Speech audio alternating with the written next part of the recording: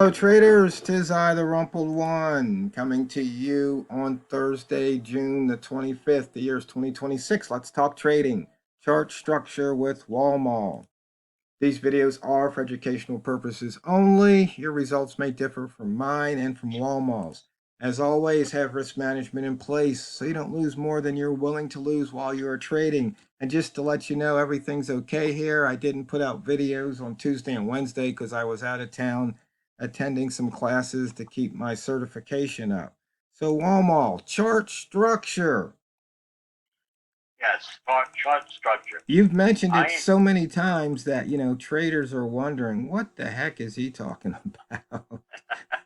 yeah, I'm one of these guys that maybe part of the problem, not the problem, but part of the reason why is I'm an engineer. I don't know if I'm an engineer that made me pay attention to structure, or because I vote my general personality is to pay attention to structure, and therefore I became an engineer.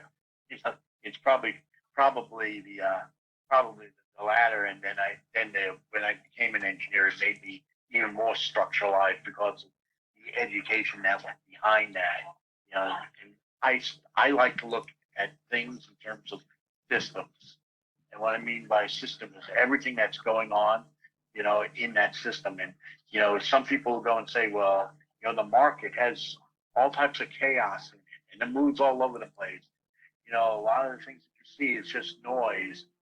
Yeah, so yeah, that's true. But the thing is, I like to look at that noise. It's my ability to go and maybe take a little bit of profit. But in order to do that, I need to find a way to go and structuralize things. When I say structuralize, put things in place so I can see moves within the market more clearly, and I can know where I'm at. So some of the basic things, I'll start at the top and then work my way down. Unfortunately, Kyoto, probably not going to be on the chart that you're looking at. One of the things I want to know is I want to know, hey, what was the open today? What was the daily open? What's the high of the day? What's the low of the day? For me, the easiest way to go and look at that is that you've got an indicator called magnified price or something along those lines. Right. You know, and it tells you right on that. Okay, this is what the current price is. The open is 43 pips right now, 43 pips away. The high is 21 pips away, and the low is 49 pips away. And immediately, I know exactly where I sit on the day. I can obviously go and look at a daily chart and see that as well, but I wouldn't know unless I start measuring things exactly how many pips away I am from things. But that gives me an idea. Okay, what is the day doing?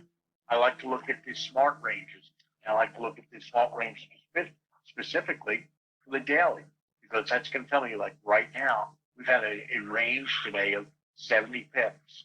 And the other thing that tells me is that in terms of percentile, it's in the 29th percentile in terms of how far it's moved. But I also know that for this entire week, everything has been pretty muted. I mean, we had yesterday was 28% the entire day, Tuesday was 34, and Monday was 63%. How many That tells me bars? that How many bars do you have your smart range set to? I have it set to 100 bars. Oh, because I've got this one's different. So, let me Yeah, just change it on here. yeah. So it's and I only look back 100 bars on the daily. The reason why is that's 3 months worth, basically 3 to 4 months worth of data. That should be more than enough to tell me what's been going on in the last quarter or so. And it just gives me an idea of what we've been moving, how we've been moving over today in comparison to the days that have happened in the recent past. Because to me, recent past is more important than going back. If you could put 1,000 bars on there if you wanted to, the problem with doing that is that I'm now looking at stuff that happened 2, 3 years ago, and to be honest with you, with the type of trading that I like to do, which is more of a scalping type method, it doesn't really matter that much. Does it matter? Yes, it does, but it doesn't have the same weight as to what happened over the last week, 2 weeks, month, 2 months.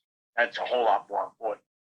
So once I've done that and I looked at that, I then like to go and have my chart set up, and I have the exact same chart set up for the 1 minute and the 5 minute, and I usually have both of those charts open at the same time, and I can see both of them simultaneously. on the chart, the way I have it structured, and is that the first thing that goes on that chart is the sweet spot gold. And what that does is it goes with horizontal lines across the screen, okay, at any type of interval that you want. But I have it set up that it puts it every 5 pips. So in other words, it puts a line at 0. So let's say we're at 3,200. Put a line at 3,200, and then it will put one at 3,205, 3,210, 3,215, so on and so forth. Up, and then on the way down, 3,195, 3,190, 3,185, and so on and so forth on the way down.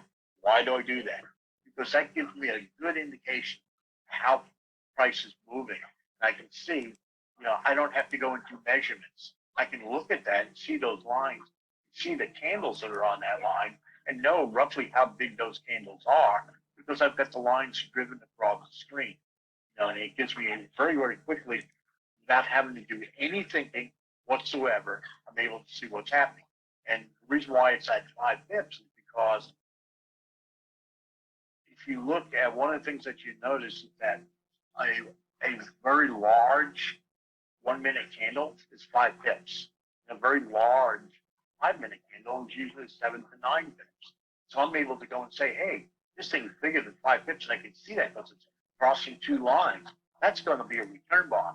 Register that in your brain because at some point in time, it's going to want to get back to the midpoint of that candle, or it's going to want to get back to the open of that candle. And, it gives you an idea, an indication of what's going on. If I see a bunch of, 1 minute candles or 5 minute candles breaking across 2 lines, let's say like it did earlier at the top of this hour, that tells you, hey, this thing's moving up and it's moving up quickly.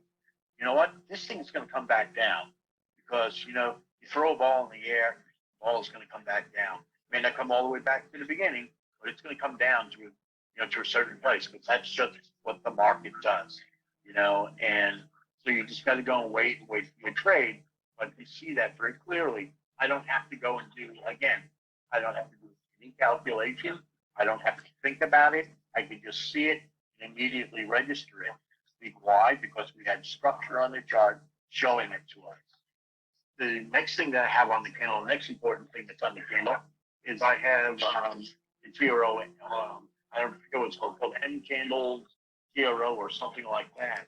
And what that will do is it will overlay over the top of your 1 minute or 5 minute or 15-minute chart any candle that you want to have overlaid over it of a higher time frame. So, for instance, on the chart, I think that's up on the screen now, it's got the M30 candle, and you can see, exactly where you are in terms of the M30. M30 is a very important candle because it's telling you what's going on currently in the market. It shows you how far the market has moved in the last segmented 30 minutes. And it's not a dynamic 30 minutes. It's not where we are minus 30. No, it starts at the top of the hour and then goes from the top of the hour to the 30 minute, to the bottom of the hour, and then it goes from the bottom of the hour to the top of the next hour. And you're able to see very clearly where and how the market's moving. And I like to go and have it shaded like that because that way, having it shaded, I can see the body of the candle as well as I can go and see there's a dotted line. If you notice, there's a dotted line that will extend from the bottom and through the top. That'll show you the high and lows of that particular candle as well. I don't know if if you've got that turned on that. Yeah, I do. Chart. Okay. And the thing is, you can turn that off if you want. For me, I like having it turned on because the most important to me is the body, but at the same time, I like to know where things got to. Yeah, so I usually like to shade the wicks. Okay, yeah, it's fun. That's funny that you do that. That's because you like to go and trade wick zones, and that's probably why. Yeah. Is that true? Yeah. Okay. So we show it the opposite way of each other. That's fine. That's just just based on what you're trying to do and how you're trying to go and cut it up. That's what you do. But again, the most important thing is it provides structure. It lets me know exactly where we are and where we're going. The next thing that I have on the chart, I'm not sure if it's on that chart's hero or not, but I like to go and have the dynamic support and resistance indicator on there. And the reason why is because what that's telling me is, okay, we in the last 34 candles, okay, where was our high in that, and where was the low?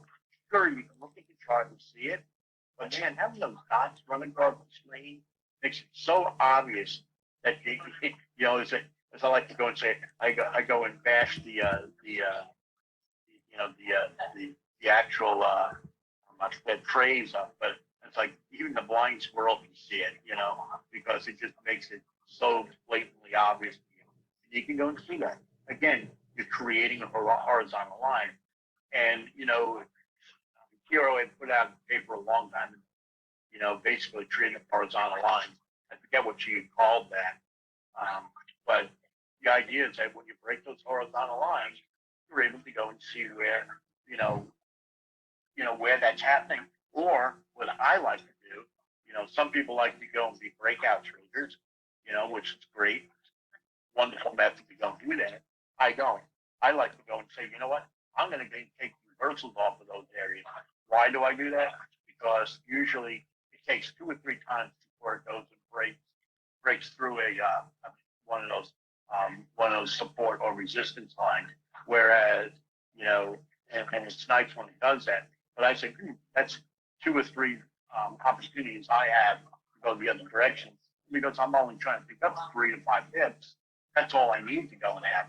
And it'll hit one of those lines, bounce off of it, and come back. If you look at the latest one, the latest line of dots is at like 19.7, 97.1, and it just broke through it. But the thing is, you said 34 period. Do you have your dynamic support set to 5 or 34? I have it set to 34. Okay. Because my dots are down at 3184. Yeah, we're in different locations because of that. But you know, and you can set that. Why do I have it at that? I have that because of Fibonacci, for no other reason. That's the only reason I set it that way. Because that's the same as the 3 ball. Right. Exactly. Right. Exactly right. And that's the thing. You know, the wonderful thing about the indicator is, depending on what you feel comfortable with and where you want to go and draw your lines, you know, you can go and have the indicator go and do it. Now, sure, you can go and do that by just looking at the chart and seeing it. But, you know, the nice thing about it is, if you have the indicator do it, the indicator is not going to make a mistake. You're not going to have a brain fart, you know, and see it in the wrong spot, you know. And then I think, Hero, you have on that chart, you've got the flip flops. Yeah, I just have the flip flop lines. Okay. Yeah, I generally don't put that on my chart anymore. But yeah, again, another horizontal line, you know, and so on those horizontal lines, I'm waiting for breaks of those horizontal lines.